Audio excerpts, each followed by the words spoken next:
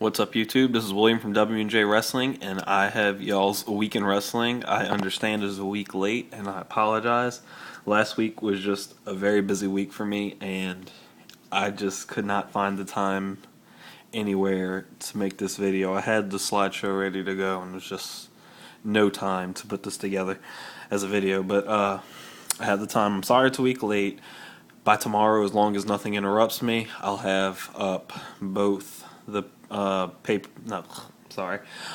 Predict a Match and a Week in Wrestling, and the pay-per-view for Hell in a Cell will be up sometime next week. Hopefully I'll make y'all wait the entire week. I'm sorry. I just, like I said, guys, I'm always busy. I don't always have time to get this to y'all right on time, and I apologize for that. I'm trying to be better on it. But yeah.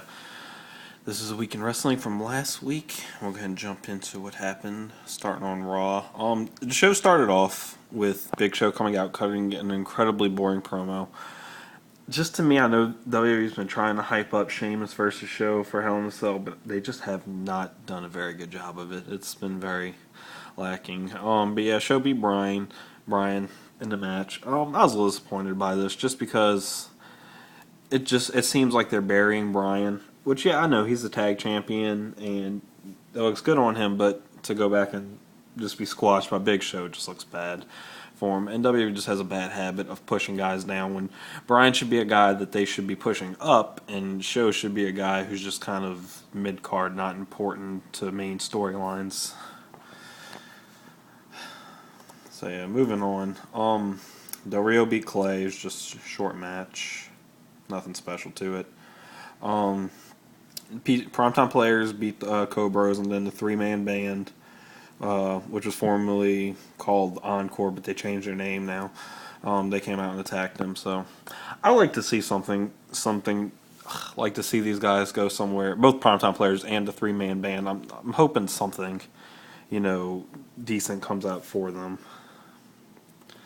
Ryback beat Ziggler and Tonga. I think Ziggler ran out in the match and just left a Tonga to get ate by Ryback.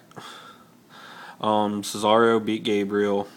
It was a pretty good match. These two are very good in the ring. So yeah, moving on. Matt Striker said something backstage to AJ about saying how he just wanted an apology from Kane. And she's like, well, you're in a match with him tonight. And he's like, what? No. And then Kane ended up hugging him, and then he chokeslammed him. So yeah. Miz TV with Kofi. This was actually really good. Miz is always phenomenal on the mic, and Kofi actually spoke a little bit to him. Kofi's not bad on the mic. I'm not going to go out there and say no, he's excellent on the mic, but he's not bad on the mic. He's decent. I mean, and they both did a good job. Miz pretty much just tore into Kofi and about how his career is really not gone very far. And it was just basically to set up for their add to their match on Wednesday for the Intercontinental Belt on main event. So yeah, it was very, very good promo. Sheamus beat Barrett via DQ. I think what had happened was Big Show pulled the rope for Sheamus to fall, and the ref called for the DQ. So yeah, but Sheamus and Barrett are phenomenal in the ring together. I've said this before, I'll say it again. They're great. And their matches together, it's just very believable.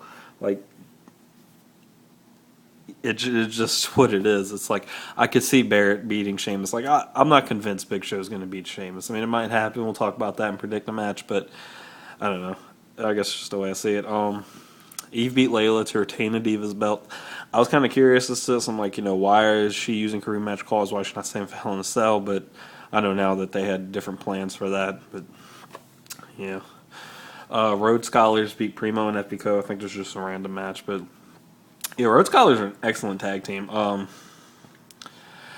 It's really shown more of Damian Sandow, and I know I've said a bunch of times I haven't been fully impressed. And I was a little more impressed in that match he had with Sheamus a while back ago, but we've been getting to see more of Sandow's abilities in the ring, and I'm getting more impressed with him. And Rhodes, as always, is just a great wrestler. So they make a good tag team, and they click. That's something good. It's not just two guys thrown together. They have a theme with each other. they go together, so it's good. I don't know how long their tag team will last. It'll probably be a little bit because I read an article and it made a lot of sense that the main event scene is very, very crowded right now with just a lot of things trying to happen. So I think right now them in the tag division's good. Until things clear up later on, then they can separate and start fighting for world titles. Kofi beat Miz in a match that they had made on Miz TV.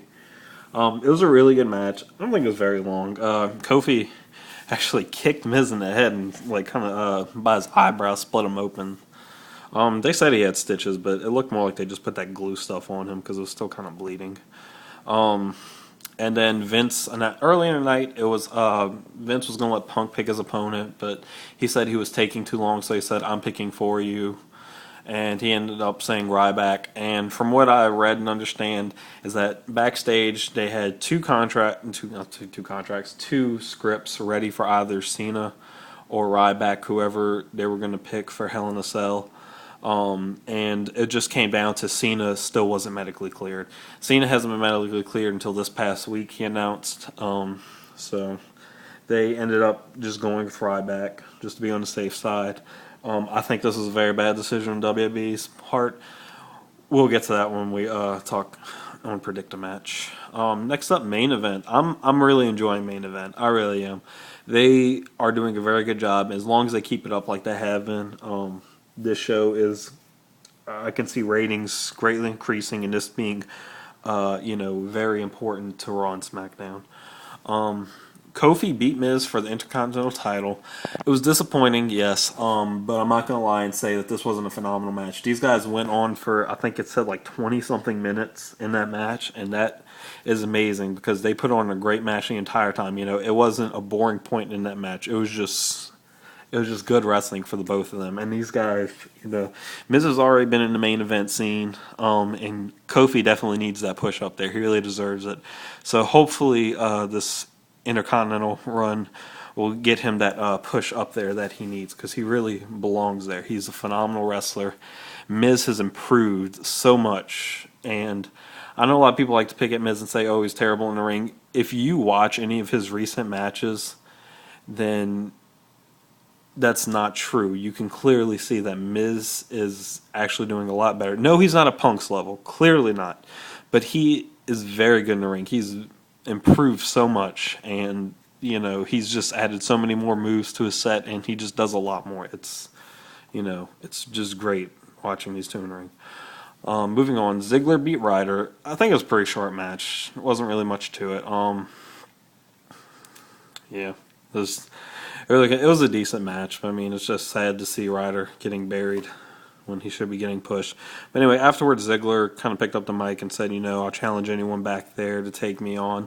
And Ryback comes out, and Ziggler wasn't expecting that. So, next up, moving on to TNA. We're running through this episode pretty fast. It was revealed at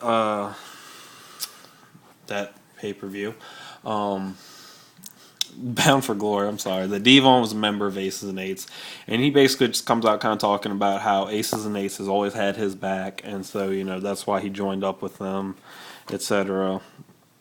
So yeah, I'm not gonna lie, I didn't see this coming at all. That Devon being a member of Aces and Eights, so it'll be very interesting to see where it goes. My friend John said that when he looked something up, they took out like the edited voice of the guy talking for Aces and Eights, and it sounded like Eric Bischoff. And that would make sense if he is a part of it. I know TNA may change their minds, whatever. So we'll just see where they go with it all together. I